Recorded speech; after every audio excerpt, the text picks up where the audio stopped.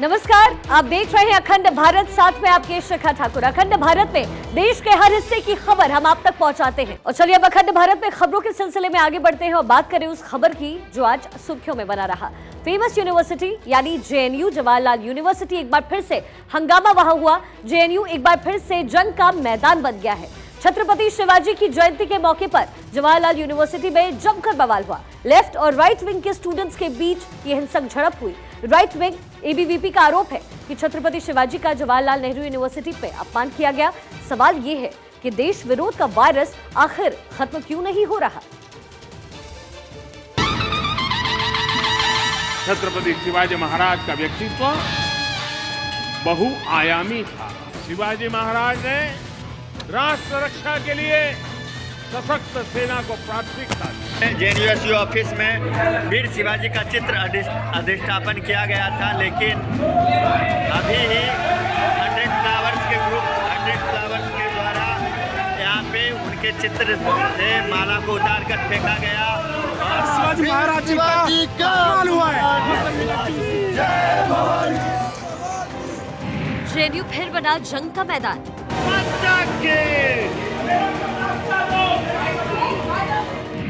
अब छत्रपति को लेकर के हुआ घमासान। छत्रपति शिवाजी महाराज जी का अपमान हुआ है। छत्रपति शिवाजी का अपमान क्यों? शाम के टाइम 6-7 बजे के करीब में ही महाराज छत्रपति शिवाजी महाराज का ये किया गया। पोस्टर में फूल वूल चढ़ाया गया। उसके बाद सब लोग शांत हो गए। उसके बाद फिर से रात के टाइम में ये सब स्टार्ट हो गया। मेरे क्लास के साथी को बहुत मारा गया। जेएनयू से नहीं खत्म हो रहा देश विरोध का वायरस। जेएनयू शिक्षा का मंदिर, देश की मशहूर यूनिवर्सिटी, लेकिन इस विश्वविद्यालय में बवाल की सबसे ज्यादा खबरें आती हैं। और अब एक बार फिर से टुकड़े टुकड़े गैंग की करतूत सामने आई। अभी ही 100 फ्लावर्स जब देश छत्रपति शिवाजी महाराज की जयंती मनाने में जुटा था, तब जवाहरलाल नेहरू यूनिवर्सिटी में बवाल की नींव तैयार की जा रही थी। दरअसल अखिल भारतीय विद्यार्थी परिषद छत्रपति की जयंती मनाने में जुटा था।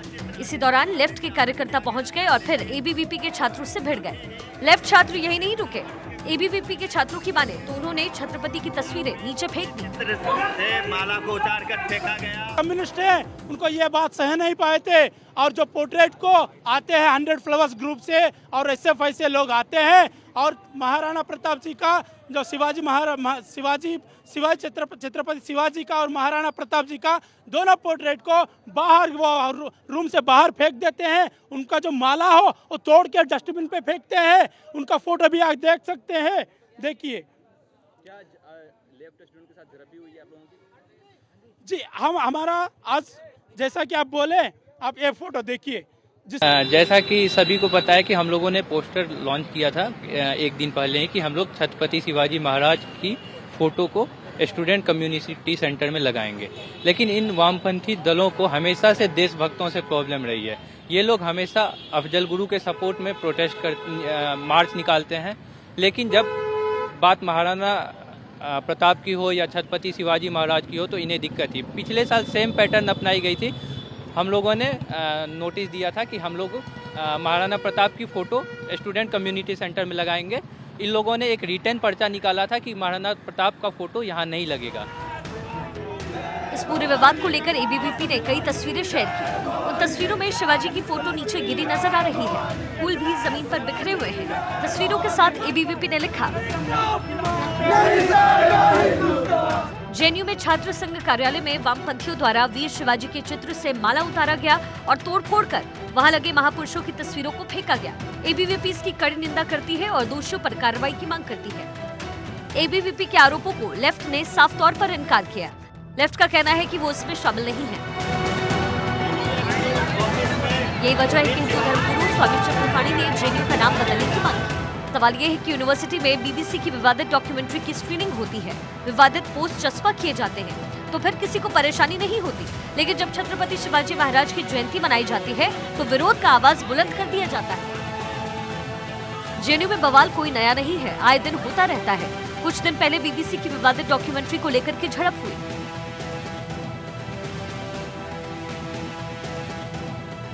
दुर्भाग्यपूर्ण है। जेएनयू में शुरू से ही राष्ट्र विरोधी नारे लगते आए हैं। जेएनयू में शुरू से भी जो महापुरुषों के खिलाफ बयान किए जा रहे हैं। मैं जेएनयू का नाम बदलने के लिए केंद्र सरकार से अपील मैं कर रहा हूं कि जेएनयू का नाम वीर सावरकर विश्वविद्यालय किया जाए, क्योंकि जब तक ये जेएनयू का जवाहरलाल नेहरू विश्वविद्यालय जैसा मूल वैसा फूल होता है, तो कहीं ना कहीं अब वीर सावरकर के नाम से अगर जो विश्वविद्यालय का नाम कर दिया जाए जेएनयू का, तो उसमें राष्ट्रवादियों का सम्मान होगा, शिवाजी महाराणा प्रताप का सम्मान होगा। छत्रपति शिवाजी को कुशल शासक, सैन्य रणनीतिकार, एक वीर योद्धा, मुगलों का सामना करने वाला और सभी धर्मों का सम्मान करने वाले के तौर पर जाना जाता है। उनका जन्म 19 फरवरी 1630 में पुणे में हुआ। उन्होंने मुगलों के खिलाफ कई जंग लड़ी।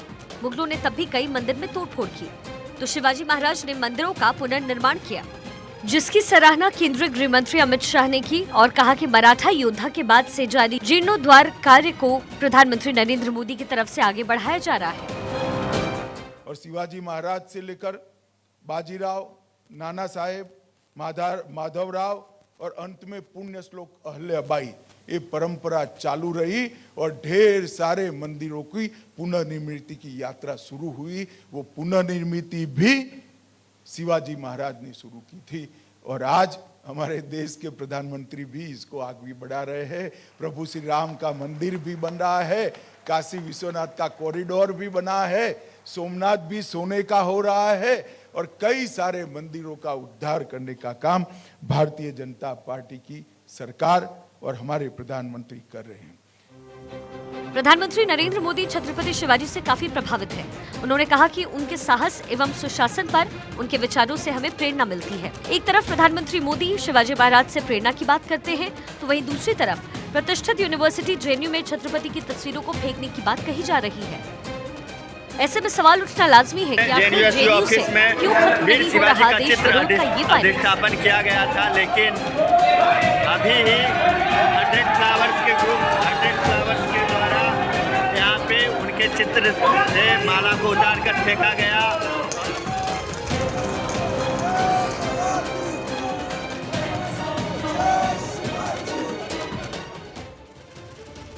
और इसी बीच भारत में सामान्य नागरिक संहिता यानी यूनिफॉर्म सिविल कोड की मांग लगातार की जा रही है और अब केंद्रीय गृह मंत्री अमित शाह ने यूनिफॉर्म सिविल कोड पर बड़ा बयान दिया।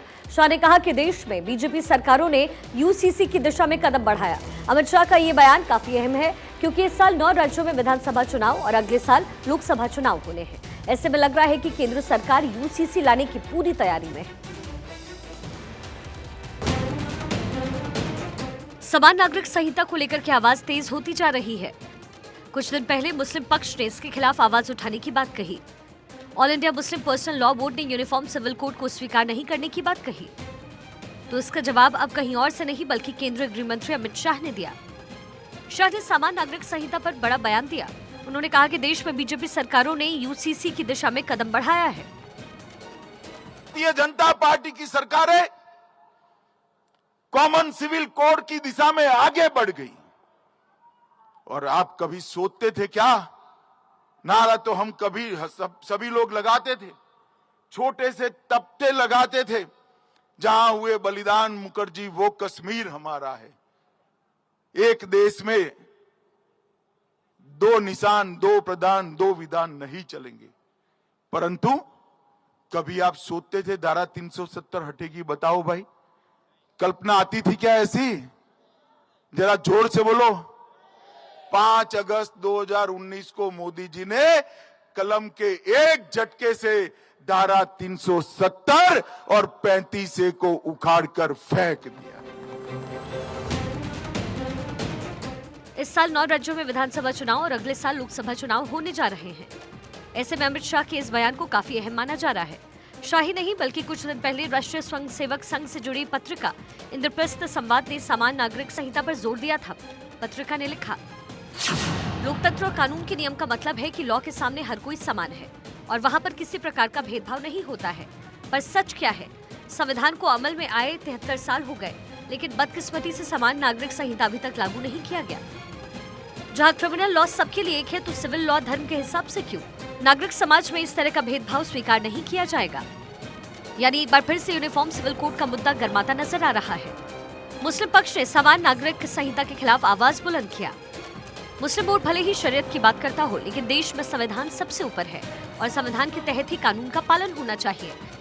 यही वजह है कि केंद्र सरकार शुरू से ही इसके पक्ष में बल्लेबाजी करती रही और अब जब अमित शाह ने इशारों में कह दिया तो आने वाले दिनों में यूसीसी पर कानून बनाने की धार दी जा सकती है। Bureau report, Bharat 24। और चलिए अब आपको समान नागरिक संहिता के बारे में कुछ इन्फॉर्मेशन देते हैं, कुछ जानकारी देते हैं। यूसीसी का मतलब सभी के लिए एक समान का कानून होता है, जिसे लागू करने की बात भारत में भी की जा रही है। यूसीसी का मतलब यूनिफॉर्म सिविल कोड। विवाह, तलाक पर सभी के लिए एक समान नियम लागू हो जाएंगे, फिर चाहे आप किसी भी समुदाय के क्यों ना हो। जाति परंपरा के आधार पर आपको कोई छूट नहीं मिलेगी, यानी एक जैसा कानून सभी के लिए अनिवार्य हो जाएगा। यूसीसी लागू होने पर किसी समुदाय के लिए कोई अलग नियम नहीं होंगे, जैसा कि अभी फिलहाल भारत में है। अलग अलग धर्मों के अलग अलग नियम हैं। धार्मिक और आदिवासी समुदाय पर एक तरह का ही कानून उस वक्त लागू होगा जब यूनिफॉर्म सिविल कोड भारत में लागू किया जाएगा। फिलहाल अभी अलग अलग नियम मानने की छूट यहाँ भारत में, इंडिया में है और इससे यूसीसी आने के बाद इसमें बदलाव देखने को मिलेगा। यूसीसी से हिंदू विवाह कानून, हिंदू उत्तराधिकार अधिनियम भी पूरी तरीके से खत्म हो जाएंगे। ये भी बड़ी बात होगी। मुस्लिम व्यक्तिगत कानून आवेदन अधिनियम भी उस वक्त भंग हो जाएगा जब यूनिफॉर्म सिविल कोड भारत में लागू किया जाएगा। ऐसे में अलग अलग लोगों को अलग अलग तरह के नियम नहीं मानने की अनिवार्यता जो है वो खत्म कर दी जाएगी, क्योंकि यूनिफॉर्म सिविल कोड लागू हो जाएगा, जिसको लेकर के अमित शाह ने भी ये बयान दिया कि तैयारी उनकी पूरी है। देखिए, क्या भारत ने मुस्लिम देशों के साथ अपने संबंधों को और बेहतर करने का कोई सफल दांव खेला है? सवाल इसलिए क्योंकि भारत और इस्लामी देशों के बीच रिश्तों में नई गर्माहट देखने को मिल रही है। गणतंत्र दिवस पर मिस्र के राष्ट्रपति का चीफ गेस्ट बनना इसकी एक वानगी भर नहीं था। हाल ही में तुर्की और सीरिया में आए भूकंप के बाद भारत के रुख ने इसे और मजबूत किया। ऐसे में प्रधानमंत्री मोदी मुस्लिम देशों से संबंध बेहतर करने में लगातार जुटे हुए हैं।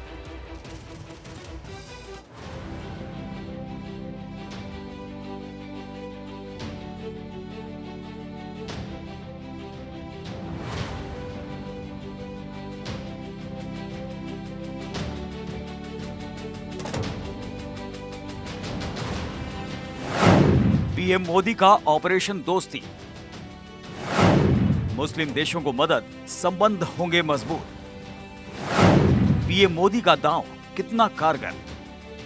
गणतंत्र दिवस में मिस्र के प्रेसिडेंट, भूकंप से तबाह तुर्की में देवदूत, सीरिया में भारतीय मदद।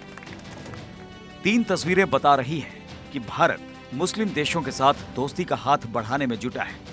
वसुधैव कुटुंबकम के सिद्धांत पर चलने वाला भारत सभी देशों को एक नजरिए से देखता है। पिछले कुछ दिनों को देखें तो भारत ने मुस्लिम देशों से अपने संबंध को बेहतर करने की दिशा में एक के बाद एक कई कदम उठाए हैं, जिसका पॉजिटिव असर दिखा है। भारत इस साल G20 सम्मेलन की मेजबानी करने वाला है। इसके लिए भारत दुनिया भर के देशों से संबंध प्रगाढ़ करने में जुटा है और हाल फिलहाल में भारत की मुस्लिम देशों के साथ संबंधों को बेहतर करने की कोशिश को एक सोची समझी कूटनीति का हिस्सा माना जा रहा है। कुछ दिन पहले तुर्की और सीरिया में भूकंप आया था, जिससे दोनों देशों में काफी तबाही मची थी। इस तबाही से उबारने के लिए भारत ने मदद का हाथ आगे बढ़ाया। बिना वक्त गंवाए ऑपरेशन दोस्त के जरिए दोनों देशों की मदद की और भारत की इस एक्टिव पहल की दोनों देशों ने खूब तारीफ की।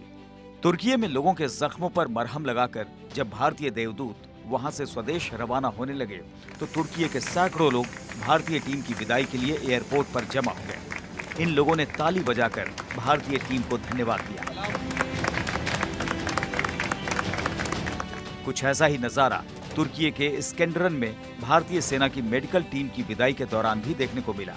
इस दौरान टर्किश लोगों ने भारतीय सेना के 60 पैराफील्ड हॉस्पिटल के डॉक्टरों और मेडिकल स्टाफ के लिए जमकर तालियां बजाई। तुर्की और भारत के संबंधों में इन दोनों घटनाओं को मील का पत्थर माना जा रहा है। पीएम मोदी की अगुवाई में भारत ने तुर्की में सकारात्मक पहल की और इससे तल्खी में नरमी आने के संकेत मिल रहे हैं। इससे पहले भारत ने मिस्र से दोस्ती का हाथ बढ़ाया। गणतंत्र दिवस के दिन मिस्र के राष्ट्रपति अब्देल फतेह अल सीसी बतौर मुख्य अतिथि के तौर पर भारत आए थे। मुस्लिम देशों में मिस्र उदारवादी और प्रोग्रेसिव देश माना जाता है।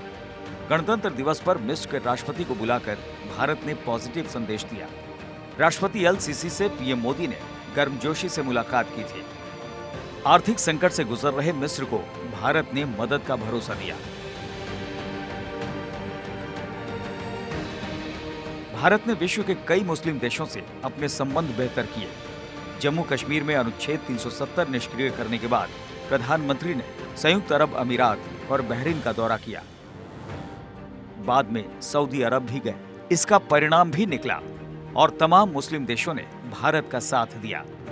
पिछले कुछ सालों के दौरान पीएम मोदी को बहरीन, यूएई, फिलिस्तीन, सऊदी अरब जैसे मुस्लिम देशों ने अपना सर्वोच्च नागरिक सम्मान तक दिया। यानी पीएम मोदी मुस्लिम देशों से संबंध प्रगाढ़ करने में जुटे हैं और इसका असर भी दिख रहा है। साफ है कि पीएम मोदी के ऑपरेशन दोस्ती के जरिए भारत की साख एक नई ऊंचाई की ओर बढ़ रही है। Bureau report, Bharat 24। इस वक्त की बड़ी खबर आप जान लीजिए। पाकिस्तान से ये बड़ी जानकारी मिल रही है। पाकिस्तान के पूर्व पीएम इमरान खान की बड़ी है मुश्किलें। पेशी के लिए लाहौर कोर्ट इस वक्त इमरान खान पहुंच चुके हैं। चुनाव आयोग दफ्तर के बाहर जोरदार प्रदर्शन करने का ये आरोप उन पर लग रहा है, उनके समर्थकों पर लग रहा है। ये तस्वीरें भी अब से कुछ देर पहले की पाक के पूर्व पीएम यानी इमरान खान की मुश्किलें बढ़ती नजर आ रही है। पाकिस्तान के पूर्व पीएम इमरान की टेंशन बढ़ रही है। अब पेशी के लिए लाहौर कोर्ट पहुंच चुके हैं इमरान खान। चलिए अब इस वक्त की बड़ी जानकारी आपको दे दें। पाकिस्तान के पूर्व पीएम इमरान खान की मुश्किलें बढ़ती नजर आ रही है।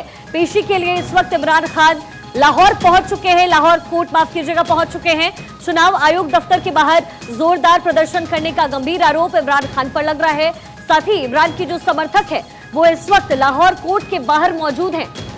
पाक के पूर्व पीएम की पेशी इस वक्त हो रही है, जिसके लिए लाहौर कोर्ट वो पहुंच चुके हैं। लेकिन पेशी से पहले हजारों लोग समर्थन में इमरान खान के कोर्ट के बाहर शोरगुल करते नजर आ रहे हैं। चुनाव आयोग दफ्तर के बाहर प्रदर्शन करने का भी आरोप लग रहा है। व्हील चेयर से कोर्ट पहुंचे हैं इमरान खान। गिरफ्तार होंगे क्या पूर्व पीएम इमरान खान, ये एक बड़ा सवाल है, क्योंकि उनकी गिरफ्तारी के लिए 4 सदस्यीय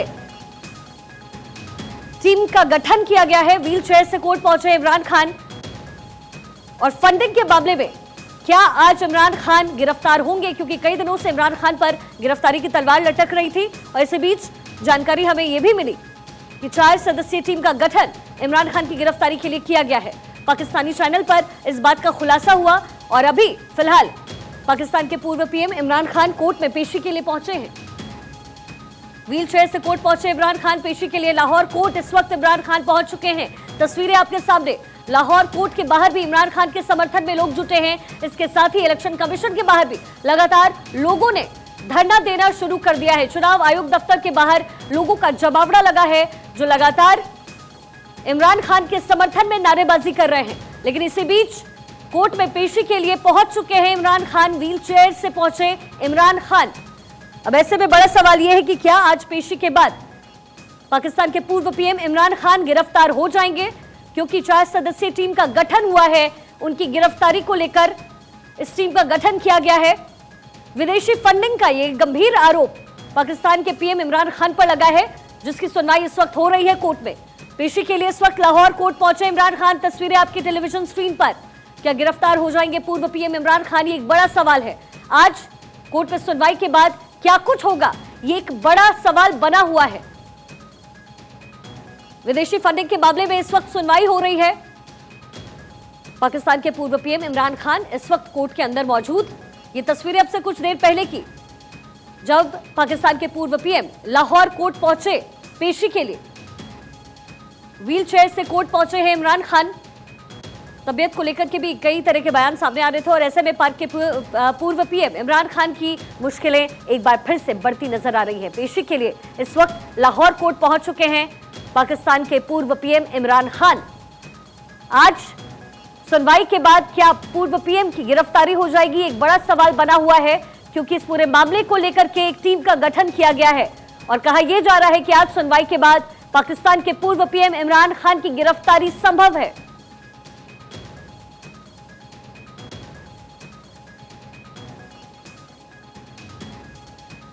इसी बीच तुर्की से लौटे देवदूतों से प्रधानमंत्री मोदी का संवाद। ऑपरेशन दोस्त के तहत की गई थी एनडीआरएफ की टीम की गठन और अब इस वक्त आप प्रधानमंत्री मोदी का संवाद उन टीम के लोगों से सुन रहे हैं। क्योंकि ये हमारे यहाँ इतनी ठंड नहीं है, वहां उनको इतनी ठंड में जाना था। उन सबकी हेल्थ कैसी रही? जो डॉग स्क्वाड के लोग हैं, जरा बताएं।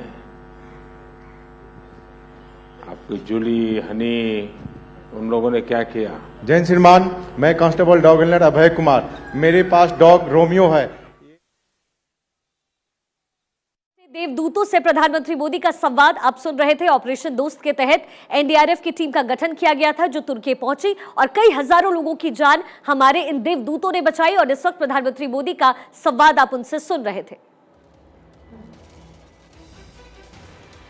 तो ये बड़ी खबर इस वक्त मिल रही है और बड़ी जानकारी। इस वक्त प्रधानमंत्री मोदी देवदूतों से संवाद कर रहे हैं तुर्की से। दरअसल इस टीम के लोग भारत वापस लौट चुके हैं और यहां संवाद हो रहा है। ऑपरेशन दोस्त के तहत आप जानते हैं एनडीआरएफ की टीम का गठन किया गया था और एनडीआरएफ की ये टीम तुर्की भेजी गई, जहां ऑपरेशन दोस्त के तहत हजारों लोगों की जान तुर्की में हमारे देवदूतों ने बचाई।